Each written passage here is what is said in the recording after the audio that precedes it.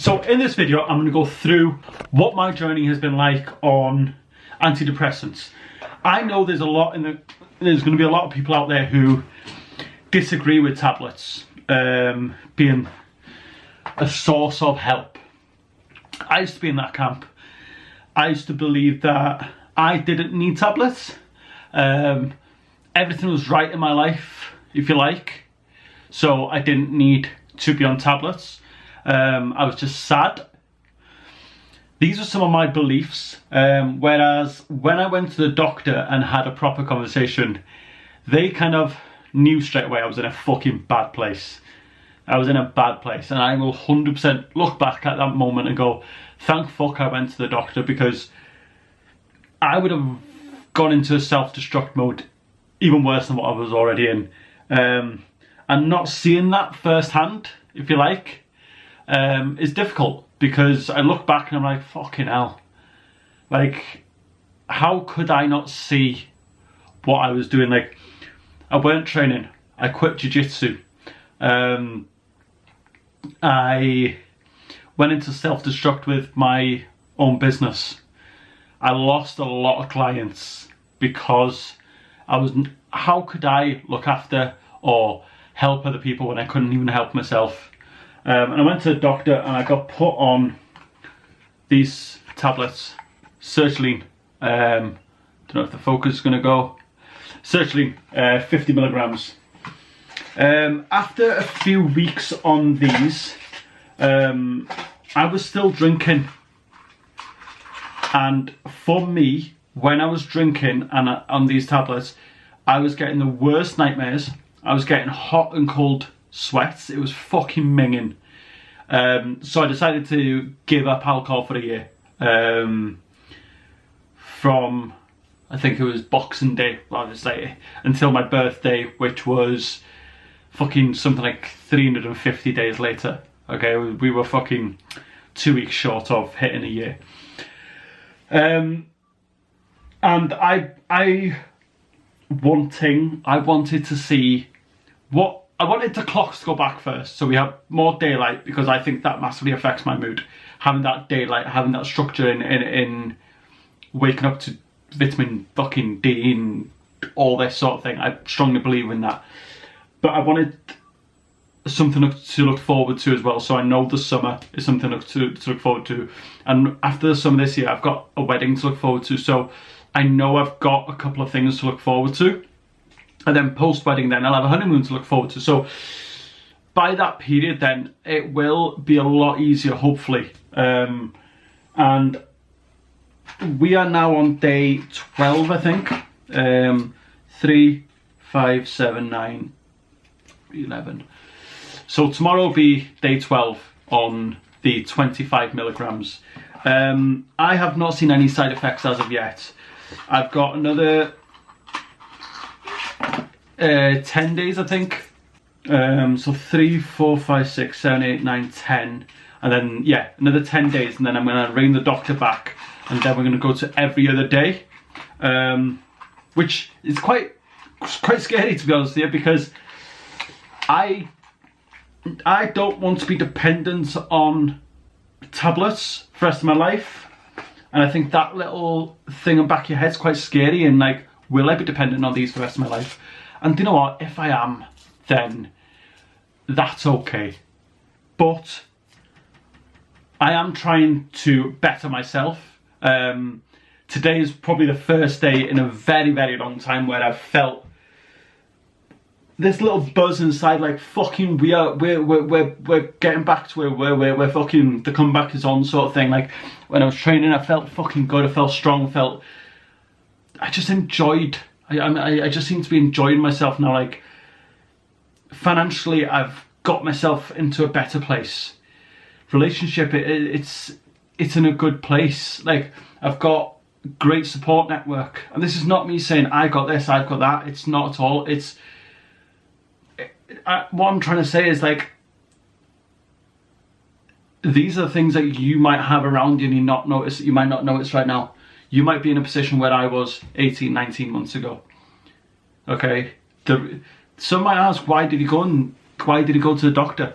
What was making you sad? Why were you depressed? 6 months earlier, I lost my best mate.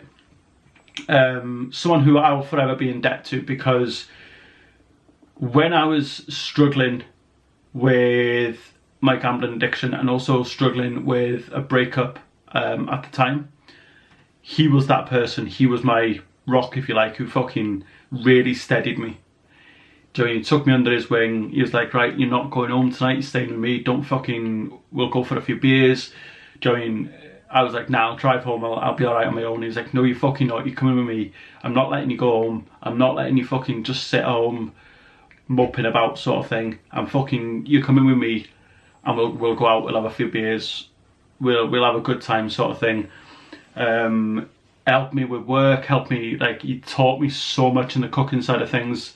And I'll be a person I'll forever be in debt to, and that is something I hold quite strongly. I strongly believe that is it's a difficult one, but that is someone I genuinely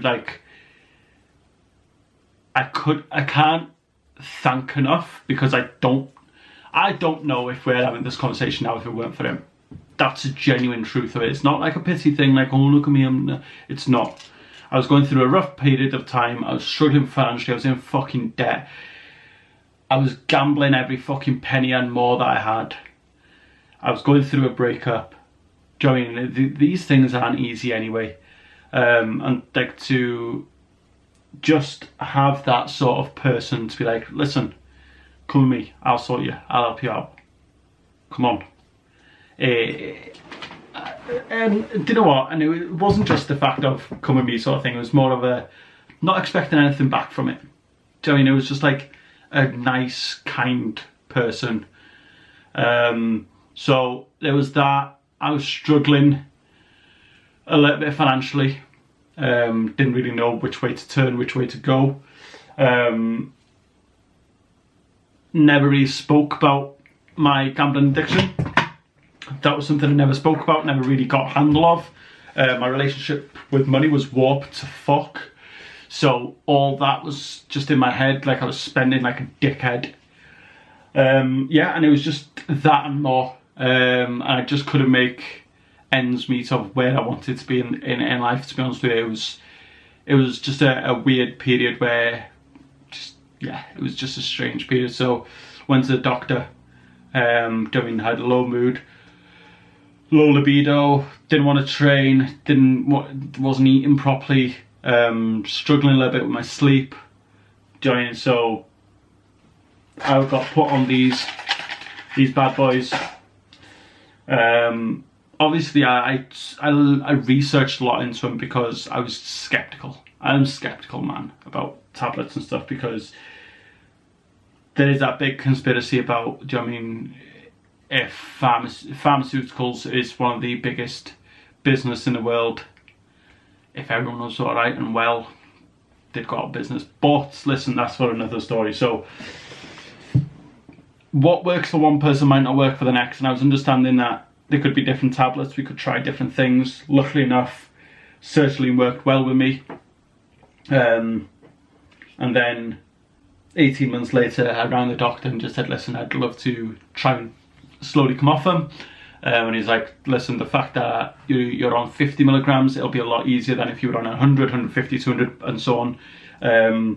So let's go down to the 25s. We'll go through them and see how you are in a few weeks. We'll have a conversation again. We'll start doing every other day for a couple of weeks, and hopefully then we can fully get you off within 2 to 3 weeks after that. So we are now day 11, day 12 in.